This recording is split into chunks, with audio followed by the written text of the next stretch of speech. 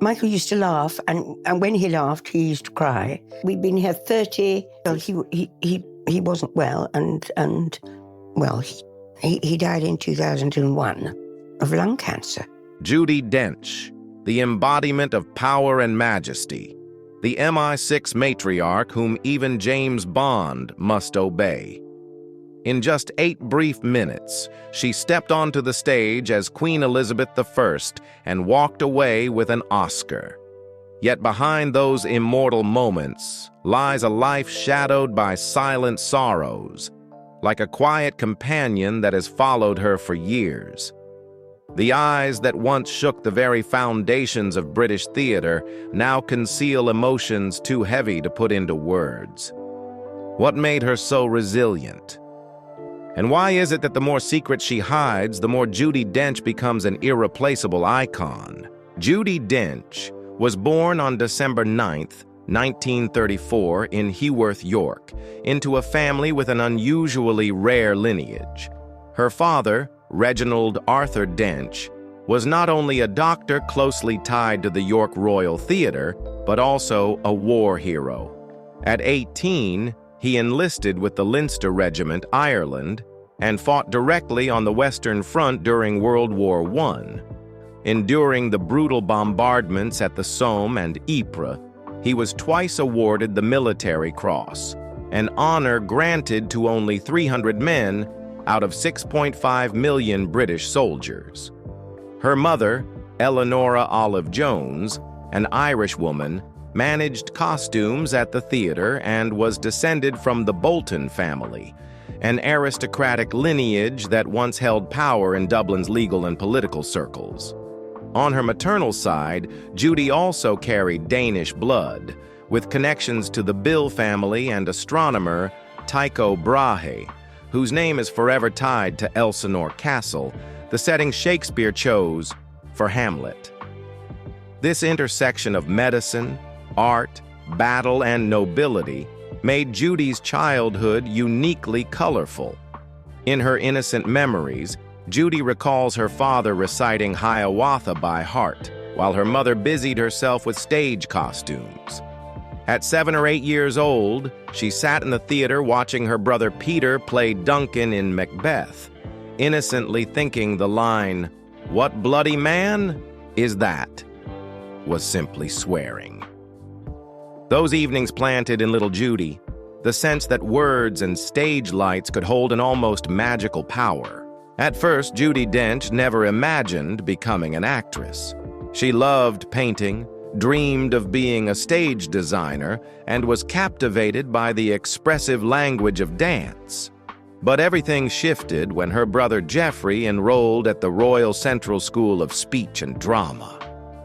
He was the one who first inspired her to look toward the stage. The true turning point came when she saw the legendary actress Peggy Ashcroft embody Cleopatra. I shall never forget that moment. It completely changed my life. Determined to pursue acting, Judi was accepted into the Royal Central School of Speech and Drama, where she studied alongside Vanessa Redgrave and won the gold medal, along with several prestigious awards. From a little girl raised amid the smell of theater fabrics and the glow of stage lights, Judi Dench built for herself a solid foundation to step into the journey of becoming a legend. Yet those formative years were only the beginning of a life where glory and shadow would forever walk side by side, testing her to the very limits. After graduating from the Royal Central School of Speech and Drama with the gold medal in 1957, Judi Dench quickly had her professional stage debut as Ophelia in Hamlet, staged by the Old Vic Company at the Royal Court Theatre. In her early 20s, she trembled as she stepped on stage, convinced she might collapse at any moment. After the performance ended, Judi cried backstage, fearing she had failed. Yet the very next morning, the press hailed her as an Ophelia both fragile and fierce, and the London drama critics awarded her the first prize of her career. The shock of moving from fear to triumph convinced Judi that she truly belonged on stage. Not everyone, however, saw the light in her. When she tried her hand at television, one director bluntly dismissed her, saying she was not beautiful enough to be a screen star. Judi only laughed and responded through action. She poured her whole heart into the theater, where talent, not appearance, was the only measure. This steadfastness soon defined her artistic style, always seeking depth, always reinventing her characters instead of chasing glamour. In 1961, Judi joined the Royal Shakespeare Company, marking the beginning of a lifelong journey with Shakespeare. As Juliet, she once surprised audiences by stumbling on stage. Rather than stopping, she turned the fall into a detail of love so dizzying it knocks one off balance, making the audience believe even more in Juliet's innocent and passionate love. And as Titania in A Midsummer Night's Dream, Judi made the theater erupt when a small monkey, used as a prop, suddenly leapt onto her shoulder and clung tightly. Remaining calm, she continued her lines, and the audience believed it was a natural part of Titania. One critic wrote, "It was unclear whether Titania or the monkey stole the spotlight, but Judi Dench certainly made it all graceful and heartbreakingly real." Alongside the stage, Judi began to explore television with the series Hilda Lessways, 1959. At the time, she was so new to the camera that the director had to keep reminding her, "Don't look into the lens, Judi. That's not your audience." This experience made her aware of the stark differences between television and theater, and it deepened her appreciation for the immediacy of live performance. A few years later, she appeared in her first film, The Third Secret, 1964. While it made little impact, those early steps honed Judi's expressiveness and broadened her artistic range. The 1960s saw Judi Dench take on classic plays such as Romeo and Juliet, Macbeth, and King Lear. What set her apart from her contemporaries was her ability to make Shakespeare feel intimate and modern. She never performed characters as rigid archetypes. Instead, she dissected their psychology, infused subtle humor or personal charm, and made every role fresh and alive. Her early career was not only a journey to prove her talent, but also a declaration of character. Judi Dench laid the first stones of her legend by bravely overcoming fear, criticism, and backstage mishaps that became unforgettable highlights. From there, she steadily stepped out of the shadow of a young girl, shaping the artistic style that would make her one of the greatest actors of the century. After years of establishing her name on the English stage, Judi Dench entered the most dazzling phase of her career. From the late 1970s through the 1990s, she continually captivated audiences with her performances in Shakespeare's classics, becoming one of the central figures of British theater. Her profound portrayals in Macbeth, King Lear, and especially Paulina in The Winter's Tale earned her multiple Olivier Awards, the highest honor in stage performance. Critics hailed Judi as the actress who can make Shakespeare feel intimate to modern audiences, for in her hands, every line once thought distant resounded with vitality and emotion. Beyond her homeland, Judi stepped onto Broadway with Amy's View, a performance that won her the prestigious Tony Award.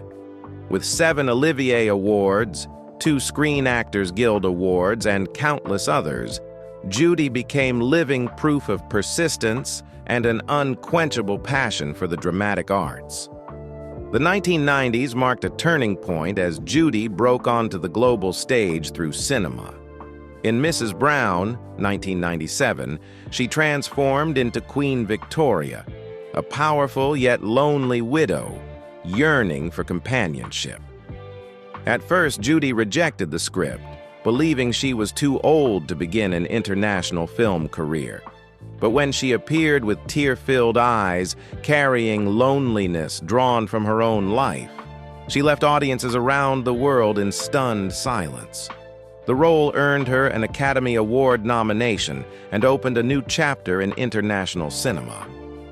Just a year later, in Shakespearean Love, 1998, Judi was on screen for fewer than 8 minutes, yet won the Oscar for Best Supporting Actress.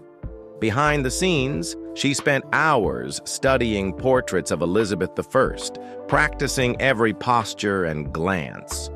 When she appeared on screen, she was not merely a character, she was the embodiment of an entire dynasty. Holding the statuette, Judi half joked, half confessed, "I feel like I've just stolen an award with only 8 minutes on screen." The line became a Hollywood legend. Alongside her artistic films, Judi also left a profound mark on global commercial cinema. In 1995, she became the first woman to play M in the James Bond franchise. For 17 years, from GoldenEye to Skyfall, 2012, Judi was not just 007's stern superior, but also a figure almost maternal, unyielding yet deeply affectionate. The scene of M's death in Skyfall brought tears not only to audiences, but also to the film crew. For Judi, it was more than the end of a character. It was an emotional farewell to a role that had accompanied her for nearly 2 decades. Even in her 70s, Judi continued to astonish the world.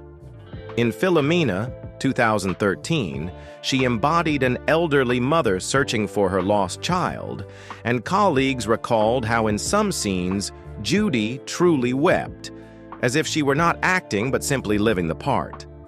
The film brought her another Oscar nomination, affirming her timeless talent regardless of age. Audiences also remember her in The Best Exotic Marigold Hotel, 2011, Victoria and Abdul, 2017, and the series Cranford, 2007 to 2009. Whether as a queen, a spy master, or an ordinary mother, Judi always delivered performances so authentic that viewers forgot they were watching an actress at all.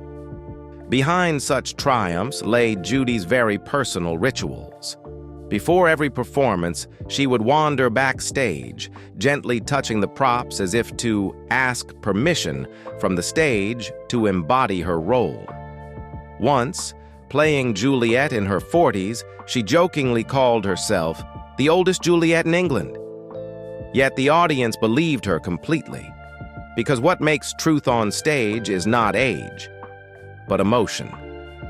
Even as her eyesight faded from macular degeneration, Judi refused to retire. In films after 2012, she relied on assistants to read her lines and memorize them by heart, yet audiences never glimpsed that frailty. All they saw was Judi Dench, proud, resilient, and still burning with devotion to her craft. Judi Dench didn't succeed because of titles, but because of the way she breathed life into every character. She turned each stage, each frame of film, into a fragment of lived reality. Viewers admired her, yet also felt a lump in their throats, as though they had touched the most genuine part of the human spirit. And yet, behind those celebrated roles and dazzling spotlights, Judi Dench's life carried private losses and struggles few have ever known. Have you ever wondered what truly sustained her through those difficult years?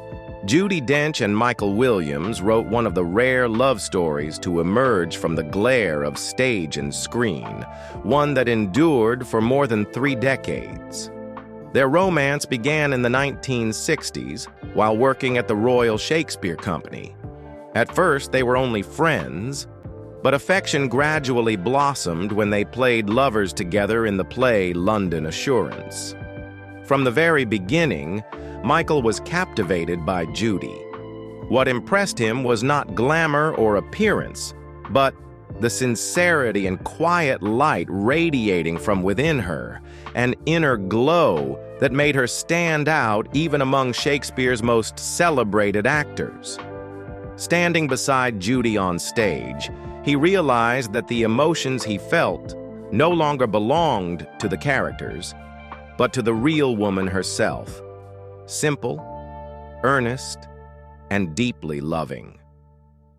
The pinnacle of their love came during a tour in Australia. After a performance in Sydney, they took a late-night walk along the beach. Amid the sound of waves and a sky filled with stars, Michael suddenly stopped and whispered a proposal, plain yet heartfelt, like a scene no screenwriter could have crafted. Judi, half avoiding, told him to ask again on a rainy night in Battersea. And true to her words, a year later, under the rain in London, she said yes. On February 5th, 1971, they were married at St. Mary's Church in Hampstead, London, both in their early 30s. Judi had just ended a relationship with actor Leonard Rossiter, while Michael had remained single. Their union was more than a bond of two artists. It was the fusion of two distinct yet complementary faiths. Michael, a devout Roman Catholic, and Judi, a steadfast Quaker. Faith became their anchor, keeping their marriage steady in a profession filled with turbulence. From then on, they were not only husband and wife, but also soulmates, companions in both career and daily life. Michael expressed his love not only in words, but through a ritual overflowing with devotion. For more than 30 years, he sent Judi a single red rose every Friday. At first, Judi thought it was a fleeting gesture of romance, but when the number of roses climbed into the thousands, she realized this was how Michael etched his love into the flow of time. Even when Judi was away filming, he made sure roses were delivered to her hotel, so not a single week would pass without a mark of love. Even after Michael's passing, the tradition lived on. Their daughter, Finty Williams, took her father's place, sending her mother a red rose each week, as if to keep her parents' love alive, not only in memory but in every present moment, a lifeblood thread binding the three of them together. Few knew that Michael was not only an actor, but also a writer. Before turning to the arts, he had worked in the insurance industry, a beginning that seemed distant from the stage, yet one that underscored the sense of destiny in his journey to Judi, as though every turn in his life had been leading him toward her. They had one daughter, actress Finty Williams. Despite their busy schedules, the three of them always tried to preserve intimate family moments. Judi often shared that the greatest bond between her and Michael was laughter. Michael always knew how to make her laugh, and whenever he laughed, tears would roll down his cheeks. A sight both funny and endearing, etched forever in Judi's memory. The two even appeared together in the comedy series A Fine Romance, where their real-life chemistry and affection radiated naturally on screen. Audiences saw more than acting. They felt the genuine love shining through their glances and gestures. Later, that bond was further nurtured through the mother-daughter relationship between Judi and Finty. As her only child, Finty became not just Judi's emotional anchor, but also her colleague, with mother and daughter appearing together in many artistic projects, from stage to screen. Judi often said she saw Michael living on in Finty, not only in her looks or eyes, but in her humor and the way she cherished family. When Finty had her son, Sam, the bond grew even deeper. Judi was not only a devoted mother, but also a gentle grandmother. She often recalled simple afternoons in the garden at Surrey, Finty reading scripts, Judi watering flowers, and Sam running around with the family dog. Those moments, Judi admitted, were the softest light of her twilight years. In Sam, she saw Michael's presence, and in Finty's growth, she recognized the continuation of a lifelong love story. 3 generations, 3 lives, yet all connected by an invisible thread: love and humor, the secret the Dench-Williams family always held close to overcome every loss.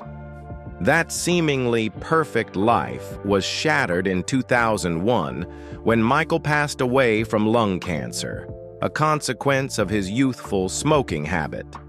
He was 65. For Judi, it was not only the pain of losing her husband, but also the loss of a part of her own soul. When Michael's illness grew grave, Judi was in New York. She tried everything to return to England on a Concorde flight, but fate seemed cruel. 2 takeoffs were canceled. The endless hours of waiting left her feeling powerless, as though pushed further away from her suffering husband. Thankfully, she made it back in time, and she later described those final days with Michael as very, very good. For she could sit beside him, hold his hand, and whisper words of love one last time. The night before his passing, Michael managed to celebrate being awarded the knighthood of Saint Gregory by the Pope, a profound honor for a devout Catholic like him. He called it one of the greatest days of my life. Only hours later, he drew his final breath at their London home, leaving Judi and their daughter Finty in immeasurable grief. Years later, Judi still could not hold back tears when speaking of her husband. She admitted, "I am not good at talking about Michael's death. It is a wound that will never heal in my heart." Returning to their old house, once filled with laughter and joy, she would break down in sobs. To her, Michael's memory never vanished. It silently lived on in every wall, every corner of the garden, and in the heart of a woman who had lost half her soul. Though Michael was gone, Judi often felt his presence in the home they once shared. Once, while speaking to herself in the bathroom, the curtains stirred gently, as if he were answering back.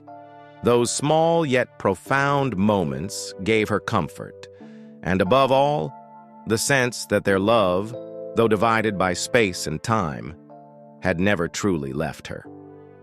After Michael's death, Judi threw herself into work as a way to confront the pain. She began filming the shipping news just one day after his funeral, and soon after Iris. "I worked non-stop. Not because I wanted to, but because I needed to. It was the only way to keep from collapsing," she confessed.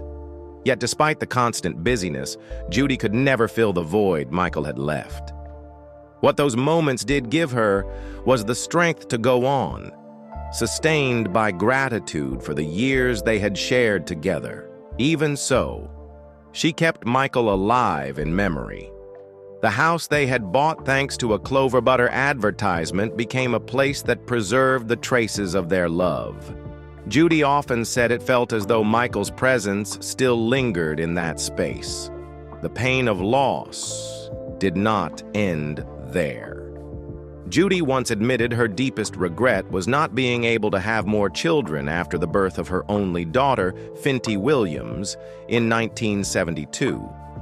They had even considered adoption, but every effort failed. That left a void Judi could never fully fill, though she found joy through her deep bond with Finty and her grandson, Sam Williams. The love between Judi and Michael was not just a romantic story, but also a lesson in connection, sacrifice, and loyalty. Even though Michael is gone, their love endures, like the red rose he gave her every Friday, a symbol of the eternal. "He is a part of me," Judi once said, "and I know I must go on living because that is what life is. It doesn't wait for anyone."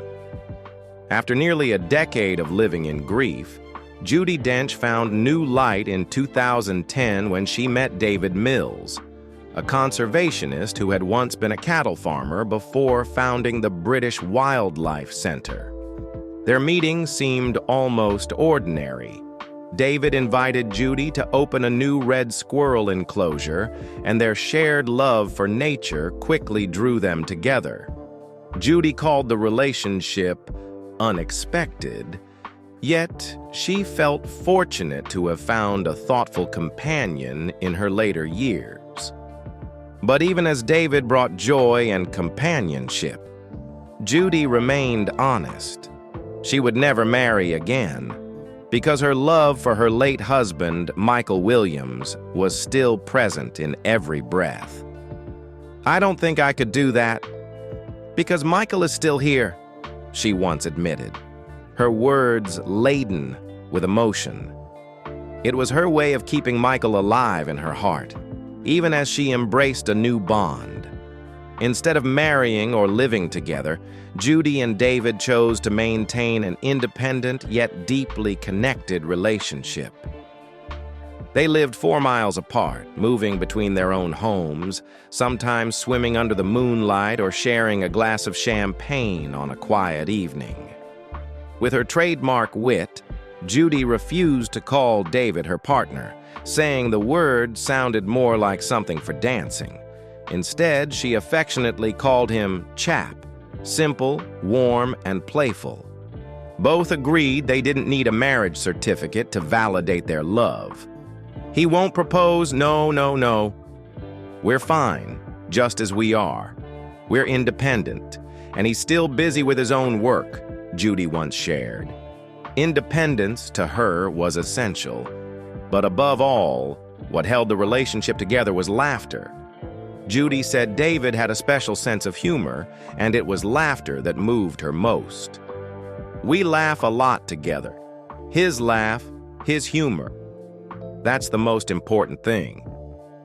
David did not come to replace Michael, but became a fun friend and a gentle companion who helped Judi rediscover warmth after years that seemed filled only with emptiness. The way Judi Dench chose to live, independent yet wholly loving, not only reflected her strong personality but also embodied a simple philosophy. Happiness does not always require formal bonds. It comes from harmony and inner freedom. In her twilight years, after enduring both loss and glory, what remains may simply be finding someone to laugh with, to share with, without proof on paper or a shared roof. And it is this very choice that makes audiences wonder, could unbound love be the most enduring answer to happiness at the end of the road? Judi Dench has not only left her brilliance on stage and screen, but has also etched her mark into the corners of everyday life. She has been patron to more than 180 charities, dedicating her compassion to education, healthcare, and especially wildlife conservation. At the Countryside Restoration Trust, people still recall Judi quietly following every project to restore the red squirrel's habitat, as if it were another play, one in which she performed with her whole heart. But her legacy cannot be measured in numbers alone.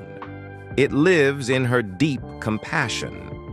Judi's presence in hospitals, her visits to patients with Alzheimer's, cancer, or AIDS without cameras in sight, stand as living proof of her title as a true national treasure. Her love for nature is also part of her soul. In her 6-acre garden in Surrey, she has turned each tree into a witness of memory. Every name carved onto a trunk belongs to someone she once loved and lost, creating a secret forest where memory becomes leaf and branch. "Every time I walk through the garden, I feel as if I'm speaking to them," she once whispered. The image of Judi, hands stained with soil but eyes shining with joy, has become a portrait both simple and profound. That memory never disappears. It merely changes form to live alongside us. In art, Judi Dench's influence reaches far beyond Britain. Her fierce devotion to Shakespeare tied her to classics like Hamlet, A Midsummer Night's Dream, and Macbeth. Backstage stories recall that before performing Cleopatra, Judi trembled so badly she had to reread her lines moments before stepping out. Yet when the lights rose, she became Cleopatra, as if the role itself were her breath.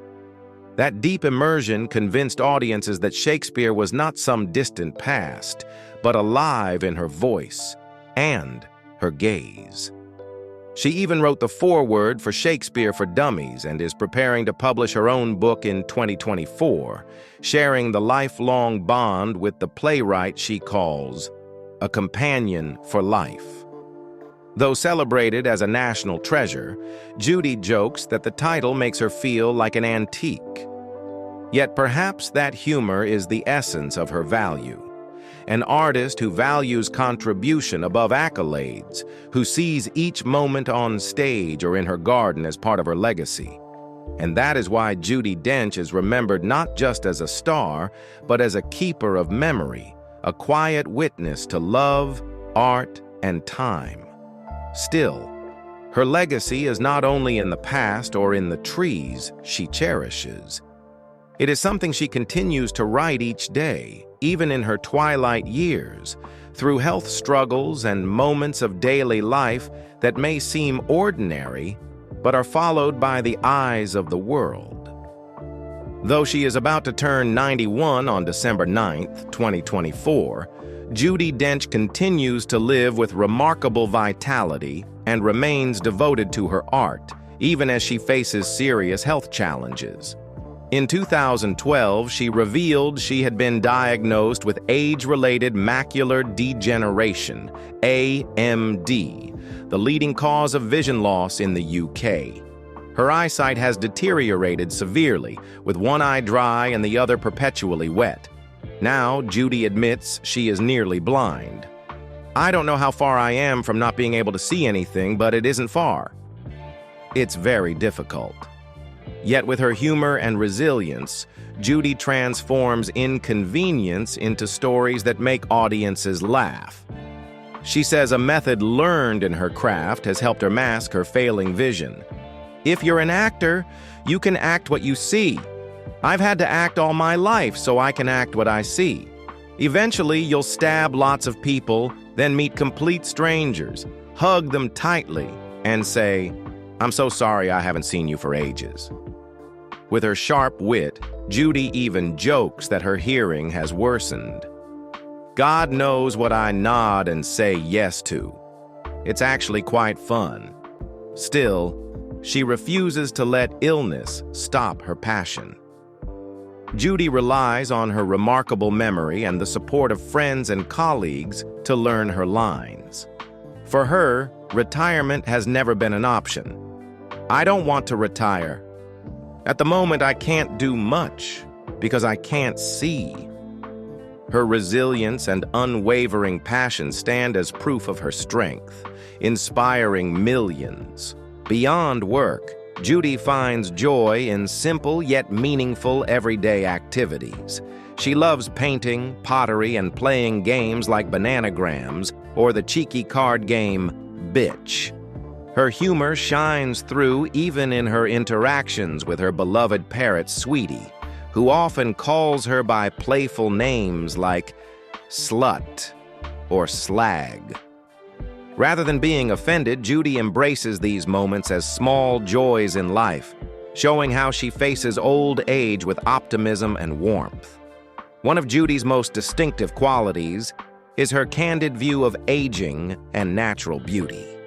She refuses cosmetic surgery, believing that wrinkles are precious records of life's journey. "I love my wrinkles." For Judi, beauty is not about perfection, but about the stories etched by time. Her philosophy of carpe diem, seizing the day, together with her simple lifestyle, has shaped the image of a woman both strong and authentic, inspiring across generations. Living in her historic Surrey home, valued at around $10 million, Judi continues her tradition of planting trees in memory of loved ones who have passed. Recently, she planted one for her close friend, Dame Maggie Smith, adding to her private woodland of remembrance. The home is not only her residence, but also a sanctuary balancing work and life. With an estimated fortune of $45 million, Judi enjoys life's small pleasures, lives each moment fully, and remains an enduring symbol, not only in art, but also in the way she embodies a meaningful life. Judi's heart has always remained with the community. In 2025, she partnered with Alzheimer's Research UK in the Dementia Campaign, calling for greater awareness of memory loss diseases. She also joined fundraising events with her close friend, Gemma Levine, in support of the Lymphedema Research Fund at St. George's Charitable Hospital, where the goal was to raise £40,000. At one gathering, Judi was deeply moved when she received a special gift: 2 busts sculpted in a single night. One was auctioned off, while the other was reserved just for her. Smiling, Judi said, "I plan to find a proper place for it in my home." Despite her declining health, she continues to radiate positivity and instill optimism in her family. Judi shared her life philosophy. "My motto is to look for the positives. Mikey, her late husband, and I did that. And after Finty was born, it became our family's way of life. Now we tell my grandson, Sammy, look for the positives. It's better than the alternative."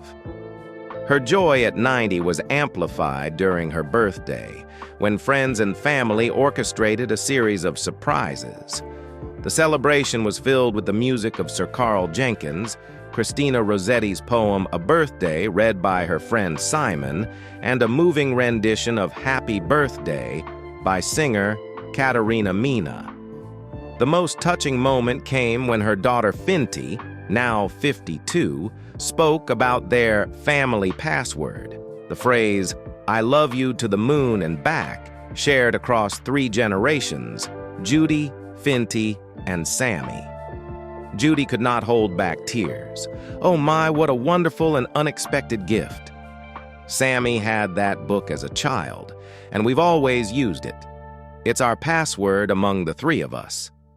Proudly speaking of her grandson Sammy, now 27 and a TikTok star, Judi laughed. "He films everything and he's very professional. Does he film me? No, I'd be far too rude to him." She also recalled the lockdown days when Sammy patiently filmed her dancing and said, "No, not yet."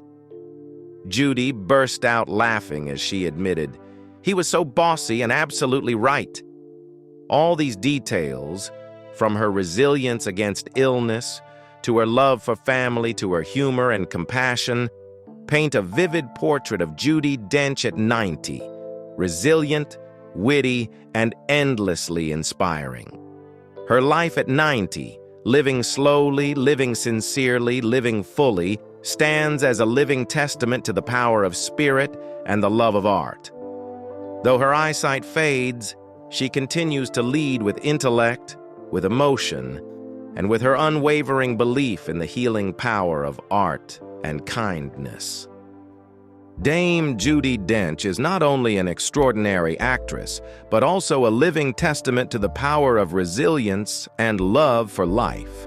She has journeyed through nearly a century, with the stage lights never dimming, even as her vision faded or her heart endured loss. From commanding Shakespearean roles to her iconic presence as M in James Bond, from an Oscar-winning performance in just 8 minutes to quiet afternoons in her Surrey garden, Judi Dench has shown that art is not merely a profession but both breath and purpose.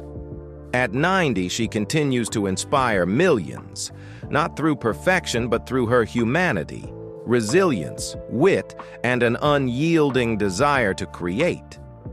The image of Judi Dench proves that age, sets no limits on dreams, and that love and passion can transform even the twilight years into the most unforgettable chapters of life.